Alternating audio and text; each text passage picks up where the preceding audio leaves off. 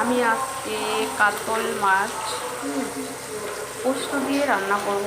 এখানে দিয়েছি পোস্ত বাটা, পোস্তর সঙ্গে একটু সর্ষা মেশানো আছে, লবণ, হলুদ দিয়ে দিয়েছি। এখানে ফোড়ন আর হলো কাঁচা লঙ্কা সোমবার দিয়ে দিয়েছি।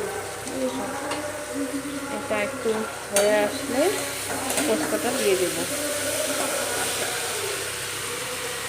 তো এখন আমি বেটে রাখা পোস্তটা ঢেলে দিচ্ছি।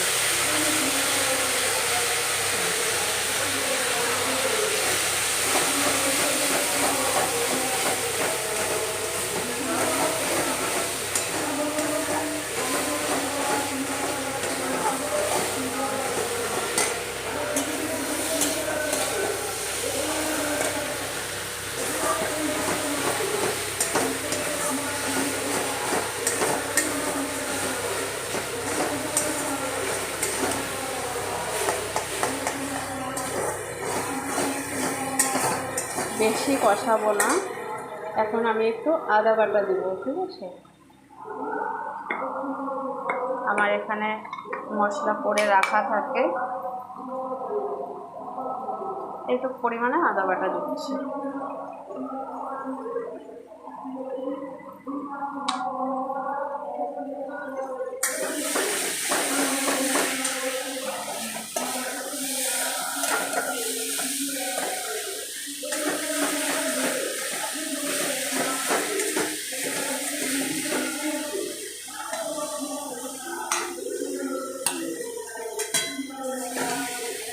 দেখো মশলাটা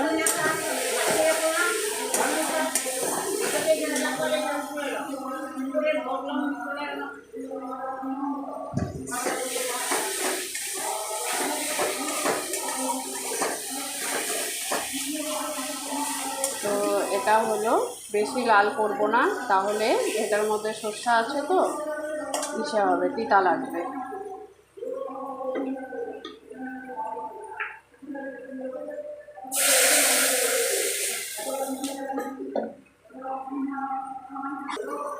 তো এখানে যে পোস্তটা দিয়েছি, বাটিটা ধোবো, ধুয়ে এই বাটিটা দিয়ে জলটা দেব, পরিমাণ মতো জলটা দেব।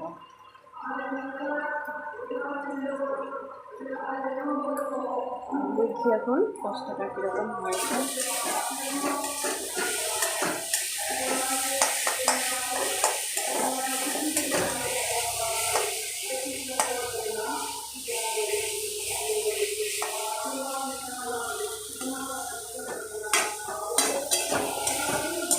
দেখেছি অনেকটাই লাল হয়ে গেছে। তো আমি এখন বাটিতে রাখা জলটা দিয়ে দেব।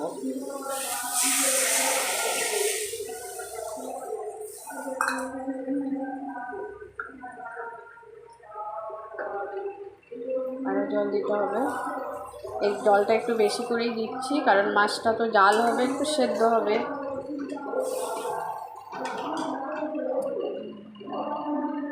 তো দেখো ঝোলটা গরম হয়ে গেছে, ফুটি উঠে গেছে। তো গরম হয়ে গেছে জন্য আমি এখন মাছগুলো ছেড়ে দেব। একটু বেশি করে জল দিয়েছি, কারণ মাছগুলো তো জাল হবে, সেদ্ধ হবে।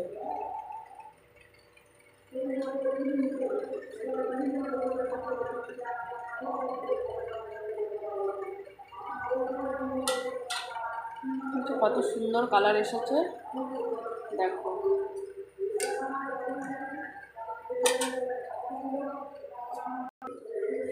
তো আমার কাতল মাছের কালিয়া, পোস্ত দিয়ে কাতল মাছ, তো আমি আরেকটু ঝোল জাল, আরেকটু মানে জাল হবে, আরেকটু শুকাতে হবে, বেশি হালকা হয়ে গেছে, আর একটু কমাতে হবে, মাছটা সেদ্ধ হচ্ছে। তো দেখো আমার কাতল মাছের কালিয়া কিন্তু রেডি, ভাপা ভাপা কাতল ভাপা। এখন আমি হয়ে গেছে, এটা একটু কাঁচা তেল দিচ্ছি। আচ্ছা, একটু কাঁচা তেল দিয়ে দিলাম। কাঁচা তেলটা দিয়ে একটু নাড়া দিচ্ছি। দেখো কাতল ভাপা রেডি। দেখো এটা যখন ঠান্ডা হবে তখন একদম ঘন হয়ে যাবে। দেখো আমার কাতল ভাপা রেডি। এই তো দেখো আমি একটা তুলে দেখাচ্ছি। এই তো দেখো কাতল ভাপা রেডি। লোভ হচ্ছে খুব। তো আমার কিন্তু খুব ভালো লাগে। মাছ যেদিন আনবে আমি আগে থেকেই বলে দিই, এতে কাতল ভাপা খাবো, কাতল মাছ নিয়ে আসবে। দেখেছ? দেখো কত সুন্দর। এটা ঠান্ডা হলে আর একটু ঘন হবে। কাতল ভাপা রেডি।